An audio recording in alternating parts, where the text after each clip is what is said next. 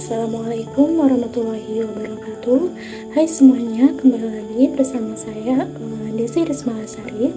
Saya mahasiswa program studi bimbingan konseling Islam, mata kuliah pengantar psikologi dengan dosen pengampu Bapak Muhammad Hasan Abdullah SPSI MPSI. Nah, pada kesempatan kali ini saya akan mereview film Bajrani Bhaijaan. Nah, film ini tuh mengajarkan kepada kita untuk saling menghargai, berkasih sayang, dan bersikap toleransi antar umat beragama. Nah, selain memiliki cerita yang bagus, film ini juga mengandung makna yang sangat mendalam. Nah, film ini itu memiliki pesan moral yang kaya akan makna, sehingga dapat kita ambil hikmah dan pelajaran dalam kehidupan sehari-hari. Bajrani Bhaijaan adalah film India yang sangat populer hingga saat ini, yang dirilis pada tahun 2015 silam. Nah, film ini itu bermula dari gadis cantik Pakistan yang mengalami kendala bicara bernama Shahida. Pada suatu hari, Shahida ini berlari menuruni bukit yang curam, sehingga Shahida pun jatuh dan terguling-guling hingga akhirnya jatuh ke jurang. Nah, akibat peristiwa itu, para sepuh dan tokoh masyarakat di sana pun bermusyawarah dan menyarankan orang tuanya Shahida untuk membawanya ke tempat suci di India untuk berobat di sana supaya Shahida ini dapat berbicara seperti anak yang lainnya. Akhirnya Shahida ini diajak sang ibu berziarah ke makam ulama di India. Mereka percaya jika berdoa di sana akan terkabul dan Shahida lekas dapat bicara. Dengan birokrasi yang cukup ketat, keduanya sampai di India dengan lancar. Namun, ketika pulang kembali ke Pakistan, kereta mogok. Pada saat itu, Shahida yang tertarik melihat anak kambing di jendela, akhirnya keluar dari kereta. Tak ada yang tahu, hampir semua penumpang kereta itu tertidur, termasuk sang ibu. Kereta mulai berjalan sehingga Shahida tertinggal dan Shahida mengejar kereta tersebut sambil melambai. Ia itu mencoba berteriak namun tak bisa mengeluarkan suara. Akhirnya Shahida yang ketinggalan kereta ibunya naik kereta lain yang membawanya ke Delhi. Nah, setibanya di Delhi, turun dari kereta, ia berjumpa dengan Pawan dan ia terus mengikutinya kemanapun Pawan pergi. Pawan ini adalah seorang pemuda pengikut Dewa Hanum yang amat taat. Pawan digambarkan rajin ibadah dan ketika ada kera, ia memberi penghormatan. Ia itu pemuda sederhana, lugu dan sangat jujur. Shahida terus mengikuti Pawan sampai akhirnya Pawan ini membawanya ikut tinggal bersamanya. Karena tidak tahu nama si gadis cilik ini, Pawan itu akhirnya menamainya Muni.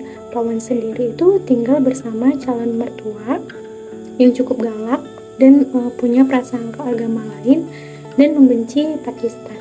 Nah, Pawan ini kan belum tahu agama dan keluarga negaraan Muni. Ketika Muni ingin makan masakan ayam, Pawan ini sebagai Hindu vegetarian melarangnya. Namun karena kasihan pada Muni, masakan ayam pun boleh dimakan Muni. Setelah Muni diajak mohon ampun di hadapan patung dewa, Pawan pun mengatakan, maafkan Muni dewa, dia masih kecil. Pawan rupanya berusaha menegosiasikan ketaatannya dengan rasa sayangnya kepada Muni. Suatu ketika, akhirnya Pawan dan keluarga calon mertuanya ini mengetahui identitas, agama, dan keluarga negaraan Muni. Kekagetan dan kemarahan pun menyeruak. Dengan hati yang berat, Pawan ini awalnya membawa Muni ke agen yang akan mengantarkannya ke kepolisian Pakistan. Namun ternyata, agen tersebut itu adalah penipu. Mengetahui hal tersebut, Pawan bertekad mengantar Muni sendirian hingga bertemu orang tuanya. Nah, momen perjuangan Pawan mengantar Muni ini menjadi sangat mengharukan. Pawan itu harus melewati perbatasan Pakistan dan India. Ia juga sempat ditangkap polisi Pakistan karena dianggap sebagai mata-mata India. Saat perjalanan di Pakistan, ada sebuah momen hangat dengan dialog ringan yang menyusup di hati saya. Adalah ketika Pawan bertemu dengan Maulana Sahab. Sang pemuka agama itu mempersilahkan Pawan beristirahat di masjidnya. Sahab ini berkata, kenapa berdiri di sini? Ayo masuk. Pawan pun menolaknya. Dia bilang, aku tidak bisa masuk, aku bukan orang Islam. Dengan ringan, dan ramah, Maulana Sa'ad ini menjawab, "Memangnya kenapa saudaraku? Tempat ini terbuka bagi semua orang, itu sebabnya kami tak pernah mengunci masjid kami. Ayo." Dan akhirnya mereka bertiga, singkat cerita, akhirnya mereka bertiga ini naik bus menuju desa Sahidah. Namun di tengah perjalanan bus yang mereka tumpangi ini pun akan diperiksa polisi. Namun Bajrangi menyuruh Nawab untuk tetap mengantarkan Shihab ini ke orang tuanya, dan dia pun menunjukkan dirinya ke polisi sehingga mereka berdua pun punya waktu untuk lari.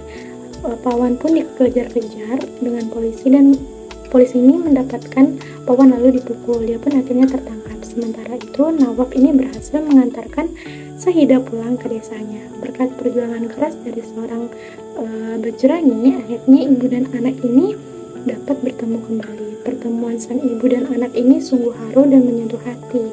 Nah, singkat cerita, ketika Bajrangi menyeberang sungai, tiba-tiba Sahidah ini datang menyusuli pawang, mungkin untuk terakhir kalinya, dan Pawan saat itu sudah menyeberangnya dan hampir masuk ke wilayah India. Sahidah ini tidak bisa memanggil Pawan karena sudah terlalu jauh. Namun dengan ajaibnya tiba-tiba Sahidah dapat berbicara. Keinginannya untuk memanggil Pawanlah yang memicu keluarnya suara Syahidah. "Paman," itulah kata pertama yang Sahidah ucapkan.